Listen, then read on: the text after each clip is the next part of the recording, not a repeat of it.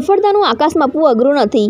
રાજા મહારાજાના જમાનાની વાત છે. એક રાજાને બાજ પક્ષીનો ખૂબ જ શોખ હતો. એક દિવસ એક શિકારીએ રાજાને બાજના 2 નવજાત બચ્ચા આપી ગયો.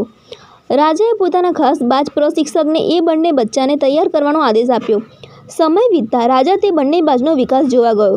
જોયું તો એક બાજ ગર્વભેર આકાશમાં ઉડતો હતો, પણ બીજો બાજ એક ડાળી પર જ બેઠો હતો. રાજાએ પ્રશિક્ષકને પૂછ્યું કે આ બીજું બાજ પક્ષી કેમ નથી ઉડતું?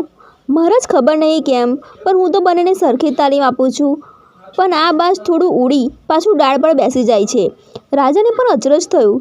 એને એના રાજ્યમાં જાહેરાત કરી કે જે કોઈ આ બાજને ઉડતા શીખવશે એને ઇનામ આપવામાં આવશે. ઘણા પક્ષીવિદો આવ્યા, પણ એ બાજ તો ડાળીથી દૂર જાય જ નહીં. એમની વચ્ચે ગામડાનો એક ખેડૂત આવ્યો. થોડા દિવસ પછી રાજાએ જોયું કે બંને બાજ પક્ષીઓ આકાશની ઊંચાઈઓ માપી રહ્યા હતા. રાજાએ પૂછ્યું, તે આમ કેમ કર્યું?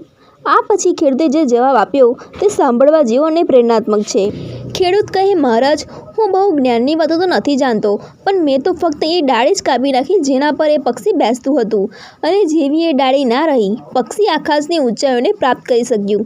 મિત્રો, ખેડૂતનું એટલું જ કહેવું છે કે આપણી સમક્ષ પણ આખું આકાશ પડેલું છે, પણ આપણે અમુક ડાળીએ વળગી રહીએ છીએ. આ મારાથી નહીં થાય. બસ આ ડાળી જો આપણે મૂકી દઈએ તો સફળતાનું આકાશ માપી લેવું અઘરું નથી.